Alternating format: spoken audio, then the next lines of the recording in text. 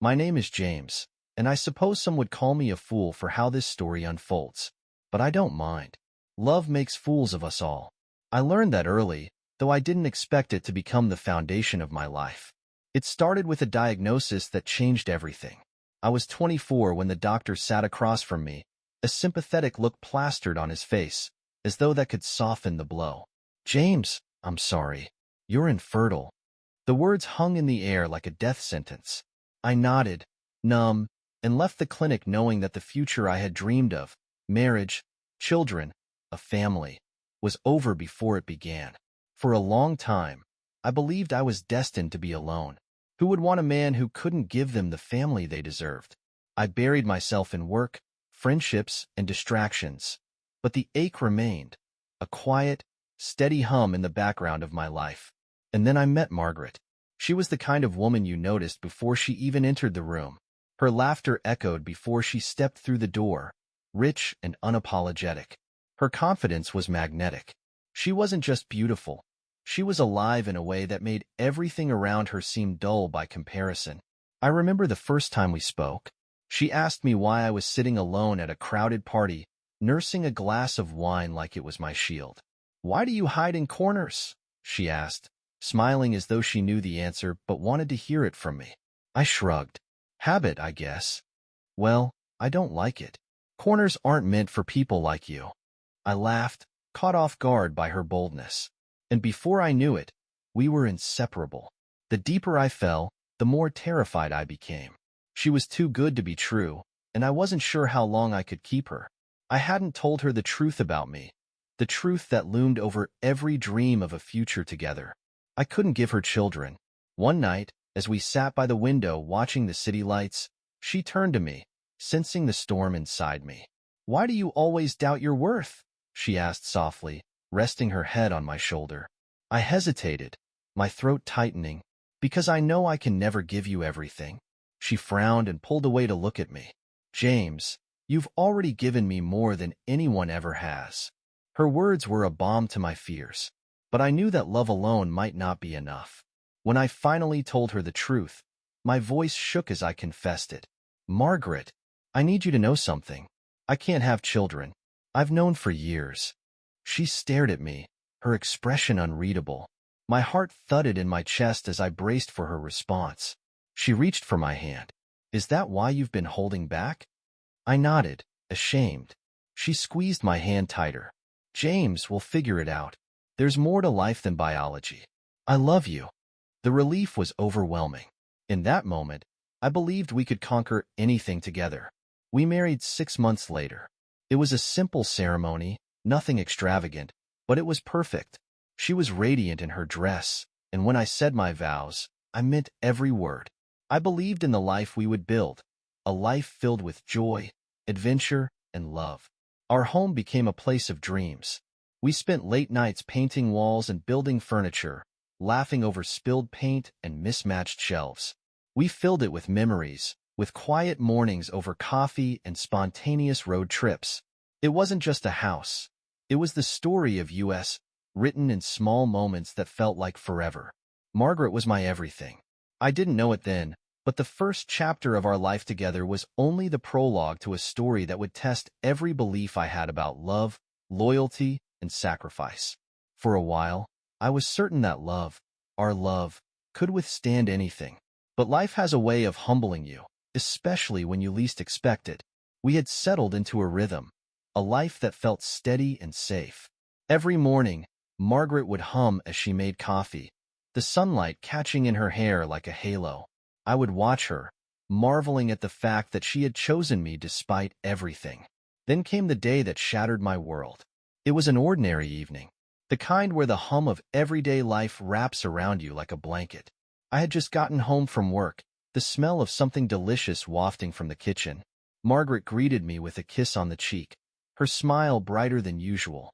"I have something to tell you," she said, her voice almost trembling with excitement. I smiled, curious. "What is it?" She took a deep breath, her hands clasped together. "James, we're having a baby." Time stopped. The words hung in the air, sharp and unforgiving. The room felt too small, the walls too close. "A baby." I stood there, rooted in place, feeling like I had misheard her. What?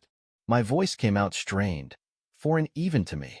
Margaret beamed, oblivious to the storm brewing inside me. We're going to be parents. She reached for my hand, placing it gently over her stomach. I found out today. Isn't it wonderful? Wonderful. The word echoed in my mind like a cruel joke. My stomach twisted painfully as I felt the weight of her happiness pressing down on me. I knew it wasn't possible. It couldn't be. I was infertile. And yet, here she was, glowing with joy, her eyes shimmering with tears of happiness. I swallowed hard, forcing a smile that felt like it was cutting into my face. That's incredible news, I managed to say. My voice was hollow, but Margaret didn't notice. She threw her arms around me, and I stood there, letting her embrace me while the world I'd built in my mind came crashing down around me. That night, I barely touched my dinner. Margaret was too busy talking about baby names and nursery colors to notice. I nodded along, pretending to listen, while my thoughts raced. Who was he? How long had it been going on? The questions clawed at my mind, each one sharper than the last. But no matter how much the truth burned, I couldn't bring myself to ask her. The fear of losing her, or worse, losing the illusion of our life together, paralyzed me.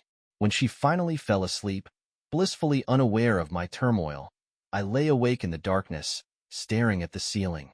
I could hear her steady breathing, feel the warmth of her beside me. And yet, a chasm had opened between us, one I wasn't sure we could ever bridge. My pride demanded answers. My heart demanded silence. I felt caught in an impossible war between love and betrayal. The next morning, as Margaret busied herself with breakfast, she kissed my cheek and asked, "Are you happy, James?" I looked at her, the woman I had loved more than anything, and knew I couldn't bear to see her joy turn to sorrow. I couldn't bear to lose the life we'd built, even if it had been built on a lie. "I'm happy," I lied, and maybe a part of me believed that if I repeated it enough, it would become true. I made a choice that morning. I would stay. I would raise the child as my own, despite the doubts tearing me apart inside. I convinced myself that love could be enough, that it could mend the fractures that had begun to spread across the foundation of our life together. But some fractures can't be fixed with love alone.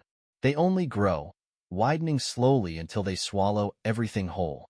The months passed in a blur of baby preparations and whispered dreams about the future. Margaret was radiant. Her laughter filled the house as she planned every detail of our new life as parents. I played my part, nodding in agreement, assembling the crib, painting the nursery walls. But every brushstroke felt like a bandage over a wound that wouldn't heal. The day our son was born should have been the happiest day of my life. I should have felt nothing but joy when I saw him for the first time, his tiny fingers curling instinctively around mine. Instead, I felt an ache so deep it nearly broke me. He was perfect, dark eyes that blinked up at me, a soft wisp of hair on his head. The nurse placed him gently in my arms, and in that moment, something inside me shifted. I wasn't thinking about the lies or the betrayal. I wasn't thinking about Margaret or the man she had been with. I was thinking only of this tiny life in my hands, the one who didn't ask to be born into this story of heartache and silence. "My boy," I whispered, tears burning my eyes as I held him close. "I'll be everything you need." It wasn't his fault. He was innocent, pure, and I knew that I couldn't let him bear the weight of my bitterness. He was mine now, at least in the ways that mattered most. As the years passed, my focus shifted completely. I poured my entire soul into fatherhood. Every scraped knee, every bedtime story, every late-night fever. Those moments became my purpose. We had 2 more children after him, a beautiful little girl with Margaret's charm and another boy with the same mischievous grin as his siblings. The house became a symphony of laughter, footsteps running through the halls, and chaotic family dinners where the kids would argue over who got the last piece of garlic bread. In those moments, I almost believed that we were like any other family. Almost. But late at night, when the house grew quiet and the world slowed down, the ache returned. Margaret had become distant, like the love that had once lit her eyes had dimmed into something unrecognizable. The late-night calls began when our second child was a toddler. Soft whispers from the other room that stopped the second I walked in. She always had an excuse: friends from work, family calls, errands that kept her out too late. But I knew. Deep down, I always knew. One night, as she slipped back into bed after coming home hours later than she should have, I finally broke the silence. "Where were you tonight?" I asked, my voice low but steady. She froze for a moment before casually pulling the blanket over herself. "Just out with some friends." "You're always overthinking things, James." My jaw clenched as I stared at the ceiling. "You don't even try to make it sound believable anymore." She didn't respond. The silence stretched between us like a canyon. I could feel the lie hanging in the air, suffocating the room. I wanted to scream, to demand the truth. I wanted to tell her how much it killed me to watch her drift further and further away while I stood in place, pretending everything was fine for the sake of our children. But I didn't. Instead, I rolled over, facing the wall, and let the tears fall silently. Because if I spoke, if I unleashed everything I had buried, I wasn't sure what would be left of us. The next morning, the children burst into our room, jumping on the bed, giggling as they begged for pancakes. Margaret smiled as though nothing had happened. She kissed them, ruffled their hair, and joined us in the kitchen like we were a picture-perfect family. And I played along. I laughed when they laughed, flipped pancakes onto plates, and kissed their foreheads before sending them off to school. That was the thing about love. It could make you endure things you never thought possible. And I endured. Not because I was weak, but because the thought of my children growing up in a broken home scared me more than anything. But the cracks in our marriage were widening, and I knew that pretending could only hold the pieces together for so long. I don't remember when the pretending became harder than the truth. Maybe it was the night I sat alone at the dinner table, waiting while the food grew cold, and the kids asked where Mom was. Or maybe it was when I found a second phone in her purse, one I knew she didn't use for work. But the moment that broke me came on a cold Friday night. I had promised myself I wouldn't follow her. I told myself that I didn't need proof to confirm what my heart already knew. But something snapped that night. The kids were at a sleepover, the house was empty, and Margaret had left with the same vague excuse: "I'll be back late." So I grabbed my keys and followed her. She didn't drive far, just to a quiet restaurant downtown, the kind of place with soft music and dim lighting. The kind of place meant for couples. I parked across the street and watched as she walked inside. My heart was pounding in my chest like a war drum. I told myself I'd leave. I'd turn around and go home. But I couldn't move. Then I saw him. He was younger than me, probably by a decade. Tall, broad-shouldered, and confident in the way that men are when they've never known real loss. Margaret lit up when she saw him. Her whole face changed. She smiled in a way she hadn't smiled at me in years. They sat close, leaning toward each other. She reached across the table and touched his hand. A gesture so intimate it felt like a slap across my face. I felt like I couldn't breathe. My worst fears, the ones I had pushed down for so long, were unfolding right in front of me. And yet, I couldn't look away. I stayed there, frozen in my car, until they left together. When she got into his car and they drove away, I felt something inside me break completely. There it was. The truth I always knew but refused to see. She wasn't mine. She never had been. By the time I got home, I felt hollow. The house was dark, and the silence felt suffocating. I sat at the kitchen table for what felt like hours, replaying the scene over and over in my mind. The way she laughed. The way she reached for him. When Margaret came home later that night, I was still sitting there. She froze when she saw me. "Why are you still up?" she asked, her voice cautious. I looked at her, really looked at her, and for the first time, I wasn't afraid of the truth. "I saw you, Margaret," I said quietly. Her face paled. "Saw me?" "At the restaurant. With him." The color drained from her cheeks, but she didn't speak. The room was so quiet I could hear the clock ticking. "Who is he?" I asked, my voice steady despite the storm raging inside me. She swallowed hard. "James, you're imagining things." I laughed bitterly, shaking my head. "Don't do that. Don't lie to me." Tears welled in her eyes, but I couldn't tell if they were tears of guilt or self-pity. "I love you," she whispered. as though that would erase everything I'd seen. Her words felt like a dagger. I closed my eyes, willing myself to stay calm, but the weight of it all crushed me. "You don't love me, Margaret. You haven't for a long time." She didn't deny it. And that was the worst part. I wanted to scream at her, to demand to know how she could do this to me, to our family.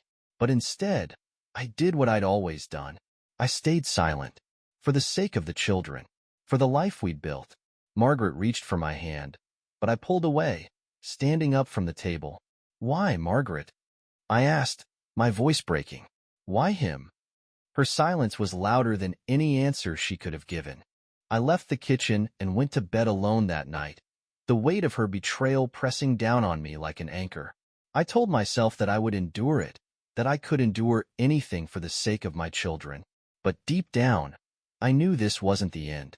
It was only the beginning of the quiet battle that would follow, the slow unraveling of a love that had once felt unbreakable. The days after the confrontation were a blur of routine and pain. Life didn't stop. The kids still needed breakfast before school, homework help in the evenings, and bedtime stories at night. Margaret and I became actors in a silent play, performing our roles without emotion, our words measured and clipped. At the breakfast table, I smiled when I poured orange juice for the kids. I asked about their school projects, helped with spelling quizzes, and clapped when they showed me their art projects. But when Margaret spoke, I barely looked at her. And when she laughed at something one of the kids said, I wondered how she could sound so normal while I was drowning. Friends and family didn't notice, at least, not at first. They still saw us as the perfect couple. We went to PTA meetings together, stood side by side at soccer games, and hosted birthday parties where we plastered on our best smiles for the sake of appearances. But the moments alone were unbearable. I would sit in our bedroom, staring at the framed photo on the dresser, the one from our honeymoon in Maine. We looked so happy in that picture, arms wrapped around each other, our cheeks sunburned from a day spent by the shore. I found myself wondering who those people were, and when they had disappeared. One evening, as I was tucking our youngest into bed, she wrapped her arms around my neck and whispered, "Daddy, you're the best. You make everything safe." I nearly broke down right there.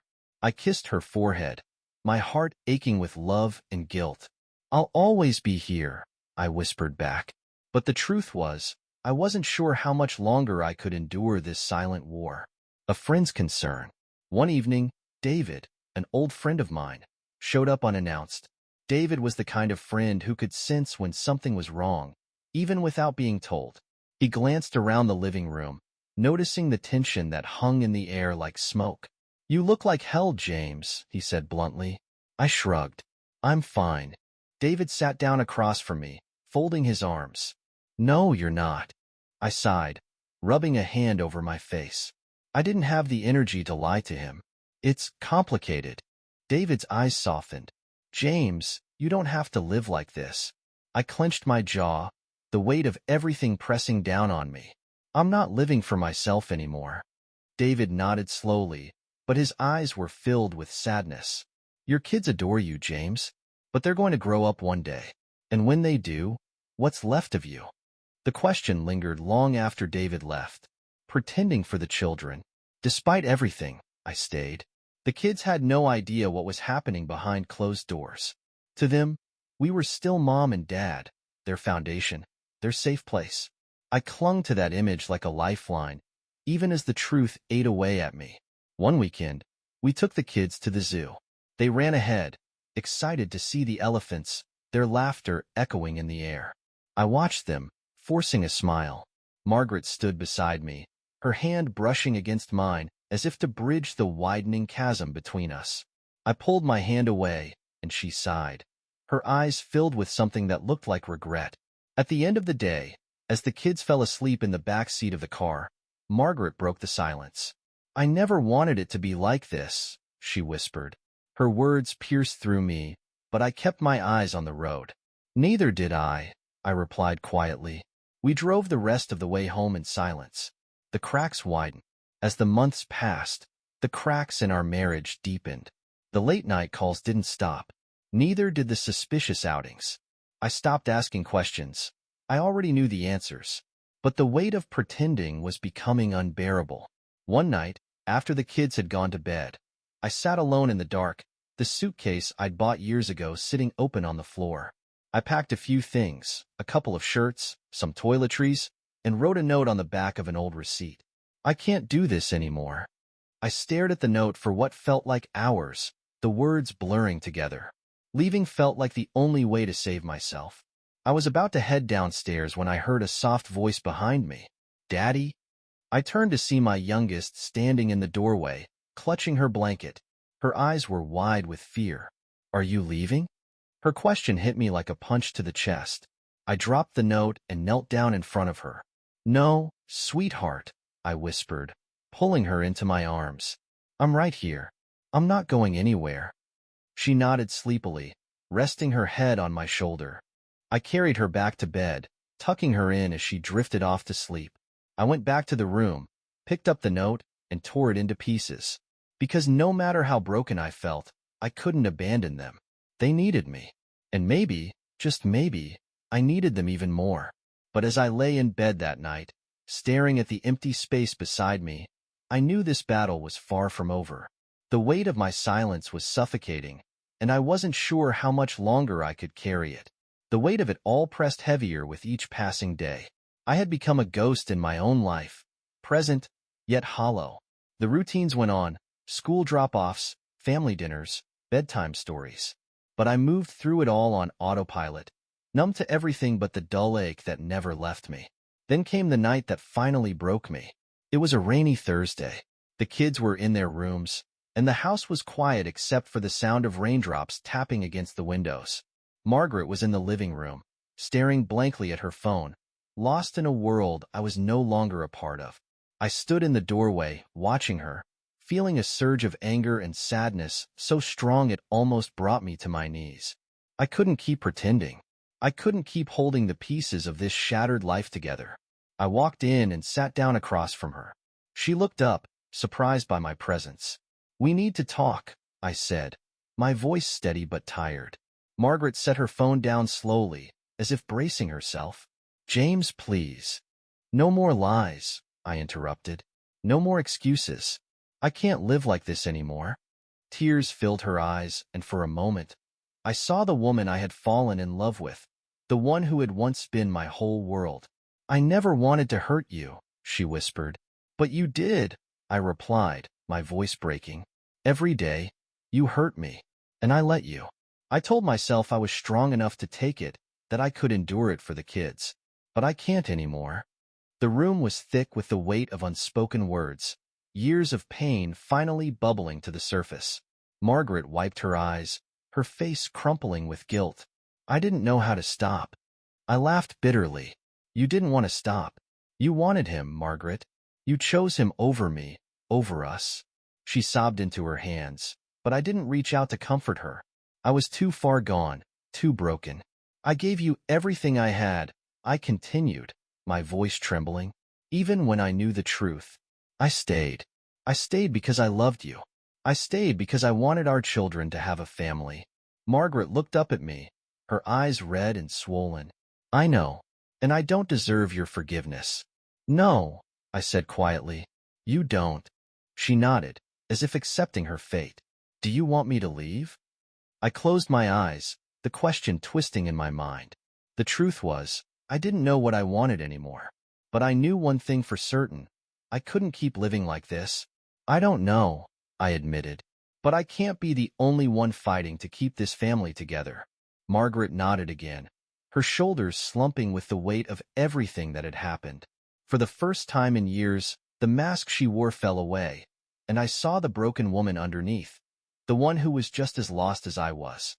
"I'm sorry, James," she whispered. "For everything." I didn't respond. I couldn't. I stood up, feeling drained and empty. As I walked toward the stairs, I heard her voice again, soft and pleading. "Do you still love me?" I stopped but didn't turn around. Her question hung in the air, fragile and desperate. "I don't know," I said honestly. "I don't know if I ever stopped. But love isn't enough anymore." I climbed the stairs, leaving her alone in the dimly lit living room. The letter. That night, I sat at my desk, staring at a blank sheet of paper. The kids were asleep, and the house was silent. For hours, I sat there, trying to find the words to explain everything, to explain the choices I had made, the pain I had endured, and the love that had held me together for so long. Eventually, I started to write. To my children, I began. The letter wasn't long. It didn't need to be. I told them how much I loved them, how they were the reason I had stayed when everything inside me had screamed to leave. I told them that no matter what happened, they were my greatest joy. When I finished, I folded the letter and placed it in my desk drawer, unsure if I would ever need to give it to them. A father's resolve. The next morning, I woke to the sound of laughter. The kids were in the kitchen, arguing over who would get the last pancake. I stood at the doorway, watching them with a mixture of love and sorrow. Margaret was there too, pouring juice into their glasses. She glanced at me, and for a moment, our eyes met. There was no anger in her gaze, only regret and something else I couldn't quite name. I took a deep breath and walked into the kitchen, wrapping my arms around our youngest as she squealed with delight. For them, I would stay, for now. But I knew that staying didn't mean silence anymore. Something had to change. I had spent too long enduring in silence, carrying the burden alone.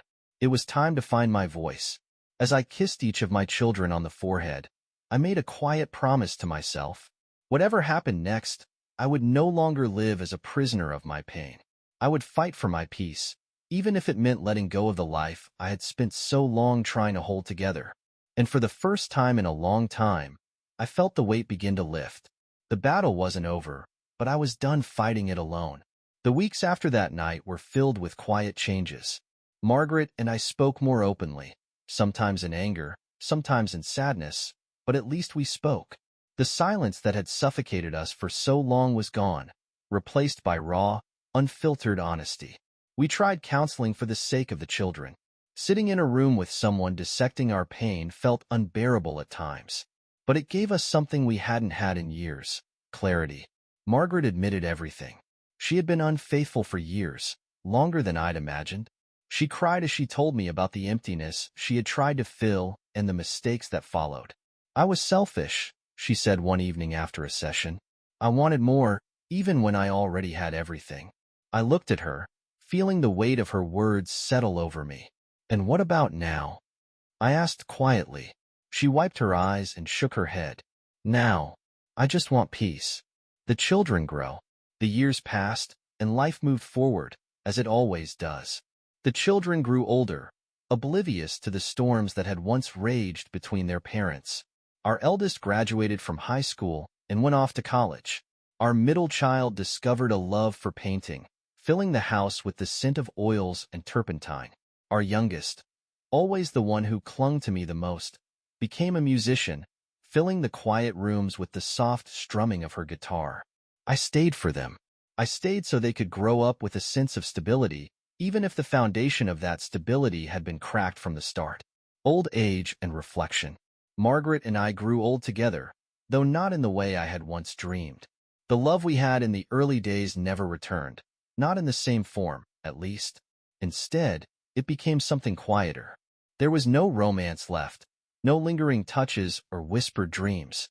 But there was an unspoken understanding, a shared history too deep to ignore.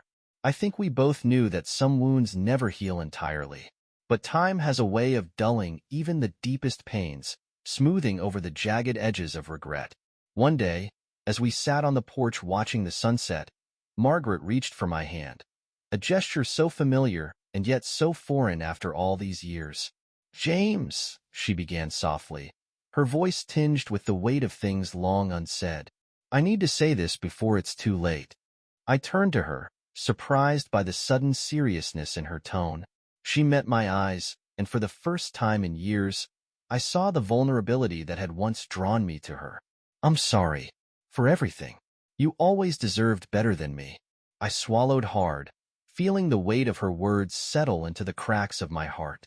"Maybe I did," I replied honestly, "but I never regretted loving you." Tears filled her eyes as she squeezed my hand. "Why did you stay?" I took a deep breath, the memories rushing back in a bittersweet flood. At first, for the children. I couldn't bear to see them hurt. But later, I stayed for you too. Even after everything, I couldn't bring myself to leave. She nodded slowly, a tear slipping down her cheek. I never deserved that kind of love. I smiled, though it was tinged with sadness. Maybe not.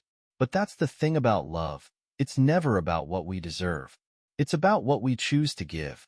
We sat in silence for a long time after that, watching the sky turn shades of gold and crimson. The years had worn us down, but in that moment, there was peace. Acceptance and peace. Margaret passed away quietly a few months later. The house felt unbearably empty without her, despite everything that had happened between us. After the funeral, I found myself sitting at the same kitchen table where so many moments, good and bad, had played out. I thought about our life together, about the choices we made and the ones we didn't. I pulled open the drawer where I had kept the letter I wrote to the children all those years ago. I unfolded it, reading the words I had written in the depths of my despair. To my children, I stayed for you because you were the best thing that ever happened to me. I hope you always know that. And I hope you understand that sometimes love means holding on, but sometimes it means letting go. I stayed because I believed in our family. I stayed because I loved you more than I loved my own peace. I set the letter down, feeling a strange sense of closure. My life hadn't been perfect. It had been messy, painful, and complicated. But it had also been filled with moments of beauty, with memories that made the pain worth enduring. I may have been a fool for staying, but I wasn't ashamed of my choices. In the end, I had loved fiercely, even when that love wasn't returned in the way I'd hoped. And as I sat there in the quiet house, the echoes of my children's laughter still lingering in the walls, I realized something important. Love, even when imperfect, can still have meaning. And sometimes, enduring in silence isn't weakness, it's strength.